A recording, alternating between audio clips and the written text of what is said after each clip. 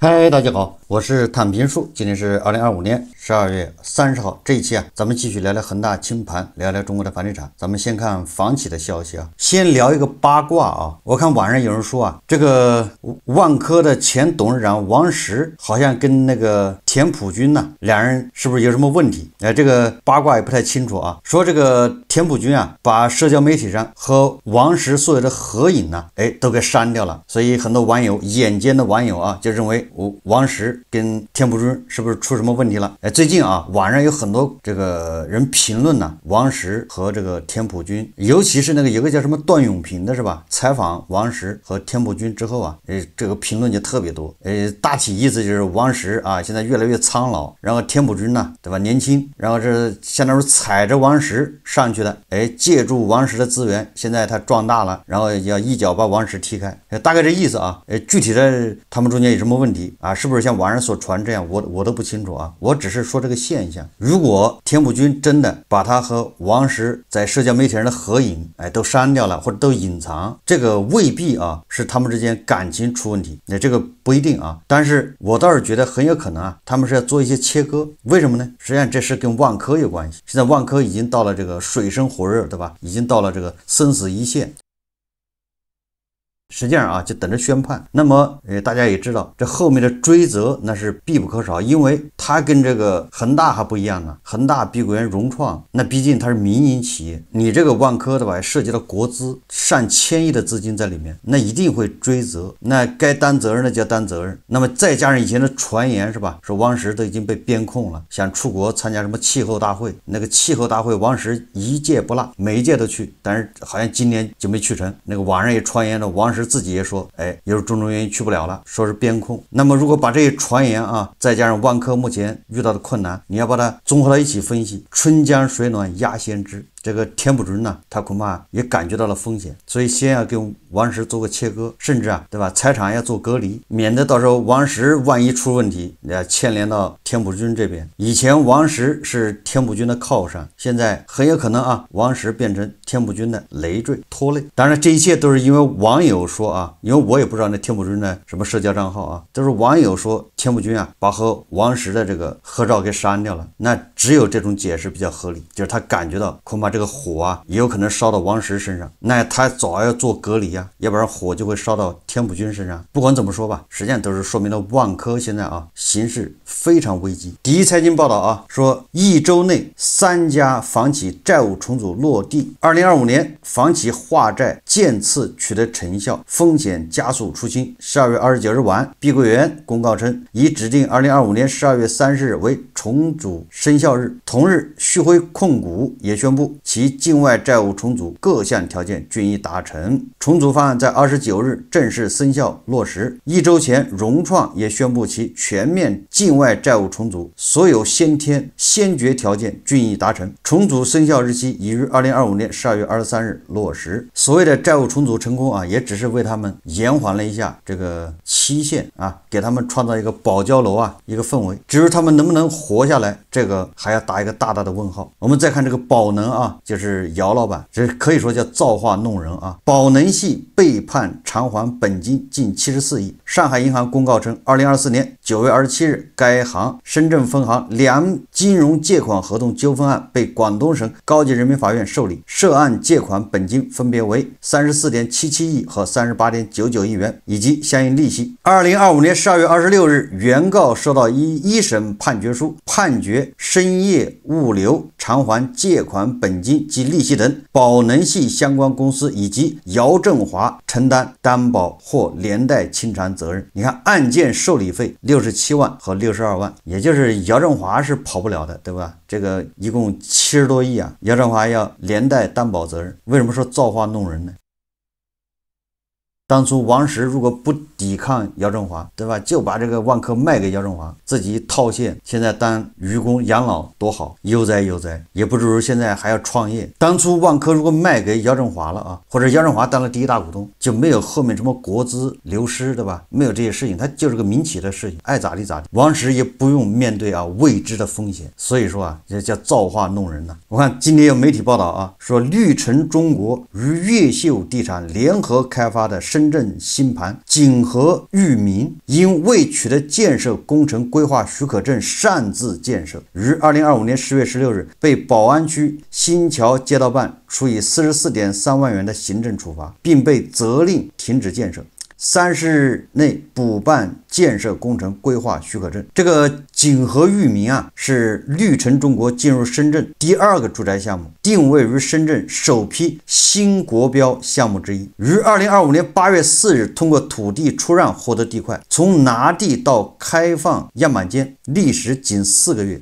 我为什么讲这个新闻呢？实际上这说明什么一个现状啊？也就是这些开发商现在不拿地又不行，你这个开发商不拿地，你不造房子不卖房子，你开发商还有什么用呢？那就关门就完了嘛。所以他被迫还拿地还盖房子，但是拿了不好的地，你盖房子也卖不掉，又要赔钱。咬牙拿下好的地块，你还得赶时间，就趁现在豪宅还卖得动，就是贵的房子还卖得动。因为你一旦拖，一旦过了这个风口，风向一变，又得赔钱。所以他们就如时间赛跑。你看现在豪宅不是火吗？所以他一拿到地，4个月就开始样板间就给人盖好了。实际上这反映着当下啊开发商的一个深层现状。绿城是少数还没爆雷的房企啊，都这么干。越秀是国企啊，广东的对吧？你说他们都是开发商，他哪不知道什么建设工程规划许可证没有，你不能开工，但没办法，就得违规跟时间抢跑，反映出啊，就是当下这个楼市啊是什么个现状？这些开发商所处的环境，不加快开发也是死，不拿地那就等着关门。拿地到样板间盖好4个月，什么概念？哪里还有什么从从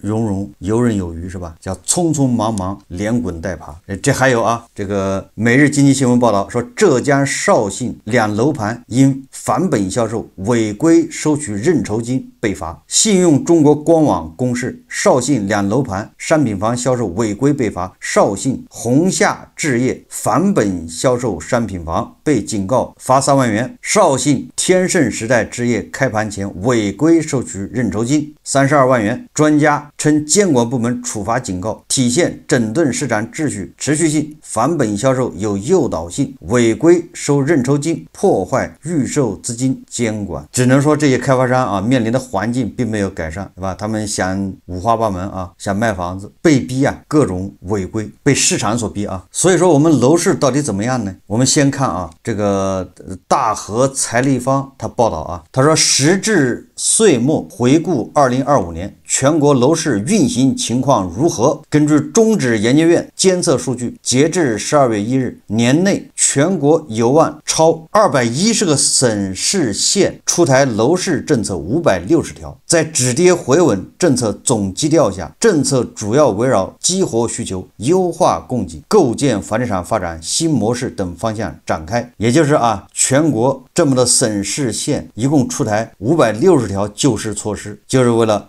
让楼市止跌回稳。新房销售预计在8.4万亿元，我记得以前都是20万亿啊，是吧？最高峰吧。也就是这个楼市到底有没有止跌回稳，大家自己心里有数。从年头就到年尾，对吧？这个一共出了560条救市措施，结局就是这样。我们再看看这个官方啊，也就是住建部是什么态度？最近啊，中国建设报发布了住建部政策研究中心副主任一篇文章，叫着力稳定房地产市场，对此进行了解读，说市场在3方面呈现积极势头啊，也就是说啊，现在房地产市场虽然很低迷，但是啊，还是有积极势头啊。文章认为啊，2025年房地产市场在需求端、供给端、价格方面呈现出一些积极势头。一是新房和二手房交易总量反映的市场需求总量基本稳定，在去年4季度高基数的基础上，今年新房销售量同比调整幅度有所扩大。但从新房和二手房交易总量来看，市场需求规模基本保持稳定。第二个是库存压力有所改善。从新房看，商品房待售面积今年连续9个月环比下降，11月的待售面积较2月减少了4585万平方米，新开工面积也在缩量调整，促进压降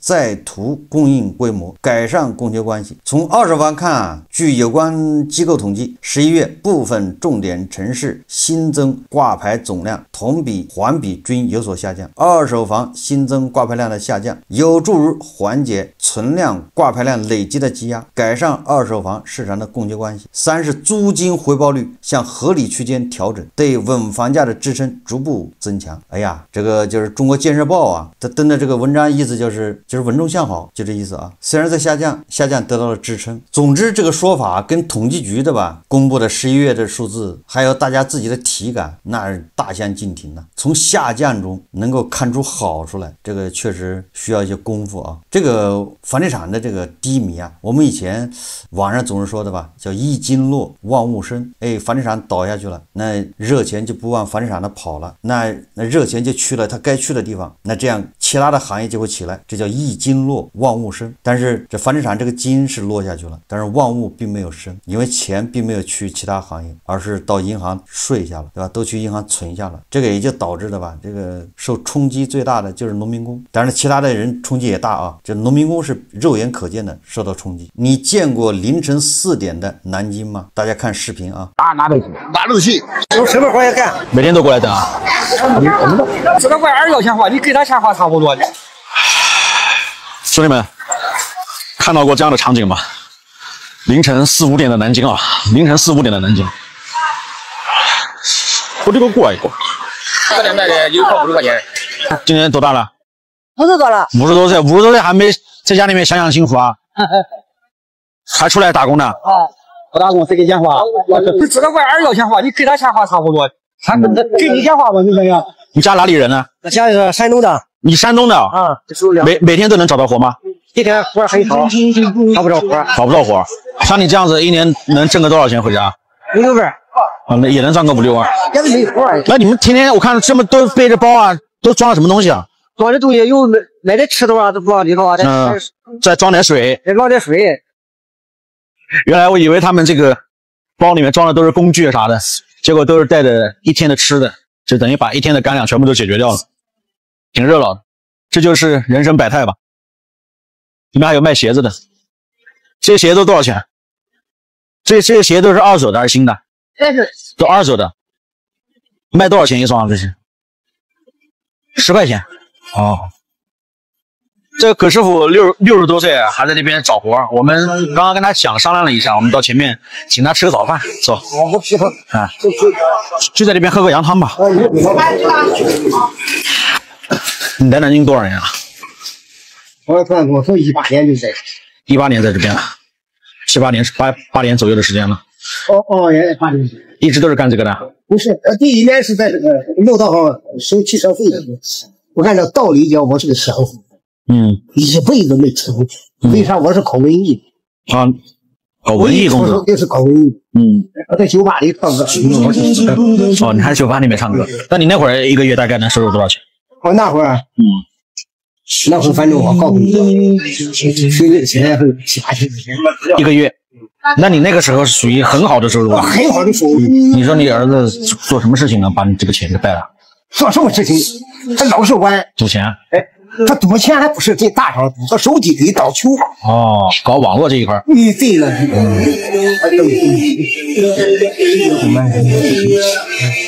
72了。实际上已经72岁了。你说60多岁是不是怕人家讲，其实大家不找你了吗？明白。今天我们也是有缘见，在一块儿，我们坐在一块儿聊一聊。说白了，这东西能够在这边碰到，真的不容易的。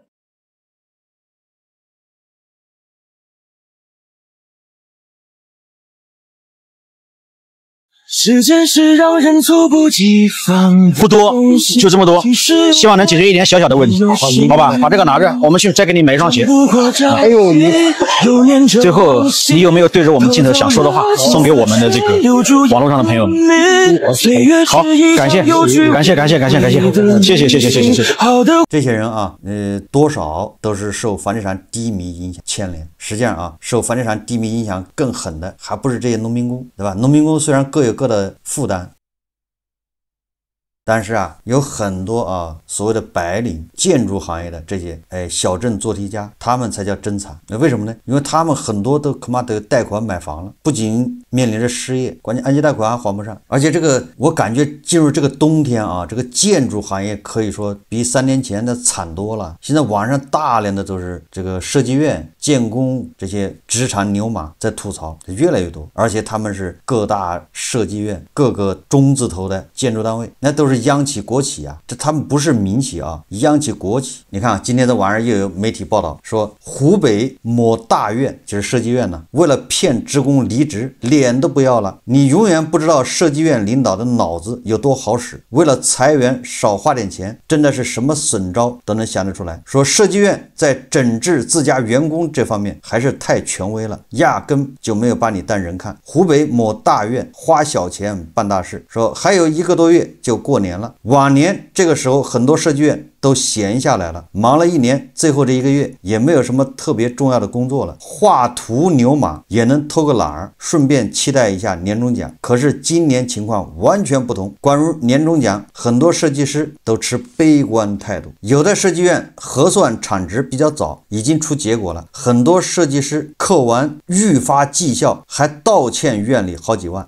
到年底一算账，你还要退给设计院几万块，你说这叫什么事？这不现金流不就爆了吗？有设计院年终奖有个10000块钱，其他大部分的设计院普遍存在欠薪情况，所以大家已经不指望能发出年终奖了。重庆某央企设计院工资刚刚发到今年5月份，河南某院欠薪8个月，江苏某院预发3000，一降再降，年终奖没戏了。大家也知道啊，这些什么设计院这些画图的牛马，那可都是好多年前那是张雪峰是吧，极力推荐的，学的是土木工程啊，对吧？未来毕业是闭着眼睛就业啊，所以说这个什么推荐你学什么专业，未来好就业，这都不着调不靠谱啊，是吧？20年前那土木工程的多火啊，现在你看看就这么惨啊，欠薪8个月，这都是央企啊。甘肃某院工资拖欠1年半，广东某院年底喜提降薪20%，北京某院最近发2540元底薪啊，最低工资就照这发，对吧？看得出来，绝大多数的设计师今年年底的日子都不好过。他说，不过这些都没有湖北某院做的绝。湖北某院不但要省掉年终奖，还要裁员。不过说这家设计院是花不起裁员的钱的，然后就想了个办法，在春节前自己提离职的员工可以获得1万块钱补贴。不得不说，这招简直太绝了，1万块既是员工的年终奖，也是裁员赔偿。果然设计院是最懂成本把控的，永远都知道该怎么花小钱办大事。江苏的网友说啊，他也在建筑行业单位效益不好，搞了一系列政策，有内退也有买断。他们这个内退好像是为了裁员而生，因为女性35岁就可以申请，但他只有30岁，没办法，他选择了买断。你说说这个是30岁就买断，30年前啊，国企搞上下岗的时候就这一套，买断工龄，给你发个1-2万，你回家吧。说10来年的工龄给了不到2万块，印象中内退买断工龄这都是上个世纪的职场名词，没毛病啊，就是上个世纪90年代。没想到还能在这2年推陈出新，还被用在了裁员上，真是树风流人物还看今朝。学了土木或建筑后，换来了一个无尽的痛苦，还总被欠薪的工作。你这样想一想啊，你这些学土木学建筑的当年都是天之骄子啊，那考的分都不低啊。现在你看看，是吧？相信这2年后悔学土木和建筑的人非常多。前2年为了低分上名校抄底建筑学的，如今已经肠子都悔青了。这个自媒体还把这个张雪峰这个节目还搬出来了，推荐学这个土木工程啊。还有一些学了建筑的学生在大学转专业，转不掉的就退学重开。设计院臭名昭著，专业没人学，走到今天建筑学是真的牛。大家不怕吃苦，但怕吃苦也没有收获。学了别的专业最起码能找到一份正常的工作，但学了这个专业只能找到一个经常欠薪，月薪2-3千的牛马工作，无尽的加班改图，无尽的办公室政治。实际上啊，他这个说的有点这个叫过分了，也就是说实际上不是设计院和建筑行业这样，其他行业差不多。韩裔啊，对吧？他在路上，韩裔只会迟到不会缺席。现在受到冲击最直接的，对吧？最剧烈的是设计院，是建筑行业。上海建工都已经全员放假了，对吧？有下面很多子公司啊，是吧？就放假拿底薪了。北京有设计院也是这样，那都是央企啊，还中字头的，对吧？那些建筑企业，就是建议你辞职，你要不辞，他就把你调到什么工地上扫垃圾，你愿意扛就扛吧，或者把你调到外地。有很多小年轻，对吧？刚在北京安家，你把他调到外地待3年5年的，他受不了。了啊，他只好辞职，这被逼的啊。所以你看啊，这个房地产低迷，一经落万物生，万物反正没生。但是你看受这个影响的人是不是一批一批的？我觉得这些学工程、学土木的啊、建筑的这些牛马，他们实际上比农民工还惨。为什么呢？因为农民工他没有杠杆，他不负债啊，对吧？他顶多家里有孩子要养，对吧？家里有孩子上学什么的，那他就是赚呗。你这些牛马，你是背了贷款，你买了房子，如果一旦失业，对吧？你按揭贷款还不上，你就完了，你前半生白忙。贷款卖房，对吧？这个才叫真正的叫斩杀线。这基本盘看不见，基本盘盯着美国的那个斩杀线，对吧？人家的斩杀线国家还兜底。实际上我想说的是啊，你现在感受到困难的建筑行业、设计院直接冲击，其他的行业一个一个的都会受影响，对吧？只是迟早的问题。2026年越来越多的行业像建筑、像设计院一样，所以老有人说，哎，不可能央企裁员、国企裁员。你又忘了98年大下岗了。98年大下岗那个时候，哎，它跟现在不一样的地方是，那个时候人没有负债，就98年那时候。还没人买房啊，贷款什么按揭啊，那时候没有负债什么意思呢？也就是你出去蹬三轮车，只要你不懒，对吧？你摆个地摊，反正你能养活自己，你一天赚10块，你就吃10块，容易翻身。你如果感到机会好，你这人还赚到钱了，下海还赚到钱了，总比在那国企待着的吧，工资发不出来强。因为那个时候没有负债，所以下岗裁员这些打击不是很大。那现在就不一样了啊！现在因为我们年轻人大部分人都有负债，而且现在不论是教育还是医疗，对吧？这些花费和30年前是不一样的，所以你一旦出点什么事情，那个痛苦啊，比30年前要强。30年前，对吧？98年大下岗那个，好歹没有破产这一说，就是个人啊，虽然也困难啊，也悲惨，但好歹比现在的年轻人要强。现在年轻人是面临着破产、贷款、卖房，意味着可能未来他翻不了身。最后我们再看看啊，这个凤凰网财经报道的说，物业躺着赚钱的日子彻底到头了。说你家的物业费降了吗？物业费降价潮真的来了。2025年以来，全国多个小区的物业费迎来大跳水，有的降幅直接腰斩。一套100平米的房子，一年下来能省下1000多块钱，业主们实实在在享受到了实惠。但热闹背后却是冰火两重天的景象。多家物业公司扛不住持续亏损的压力，纷纷发布撤场公告，宣布退出服务多年的小区。一边是业主们喜提减负，一边是物业行业迎来剧烈的洗牌。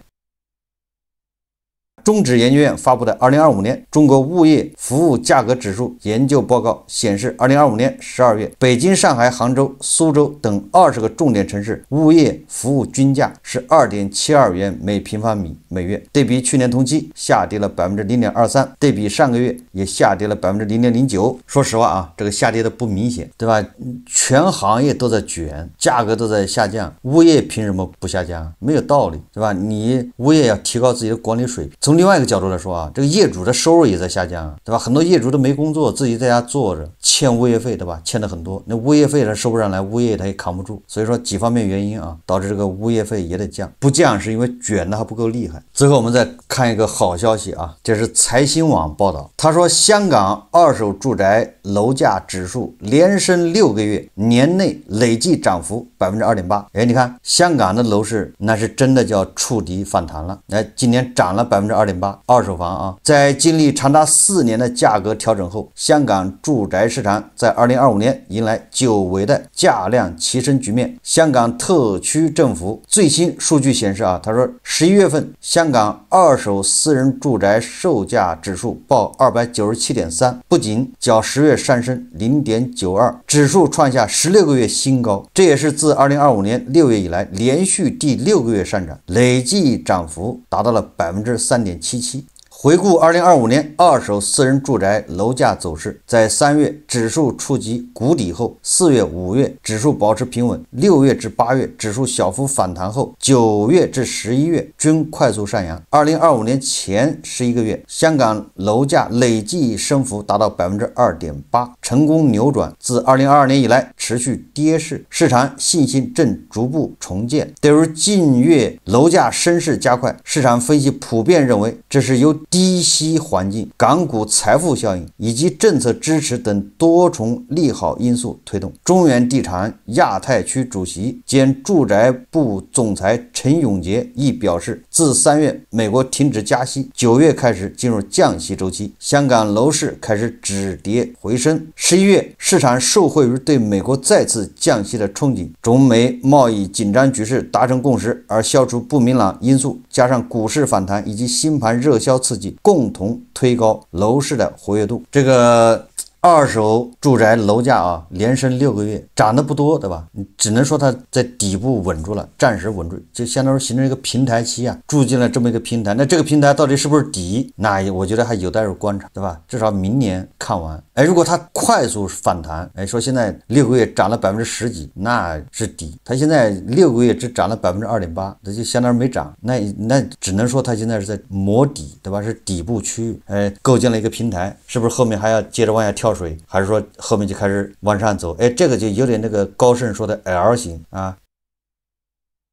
他现在已经看到那一横了，看这一横能坚持多长时间。我还是那句话啊，如果香港楼市稳住了，反弹，那对咱们这个楼市啊有一定的正向作用。但是如果说香港楼市一直跌的话，那咱们这个楼市它就好不了，至少深圳它稳不住啊，对吧？你香港都在跌，那深圳肯定得跌。但是香港涨，深圳未必涨，这个要搞清楚。好，这期节目咱们就聊到这里，感谢大家收看。如果喜欢我的节目，欢迎订阅转发，也可以在下方留言评论，谢谢大家。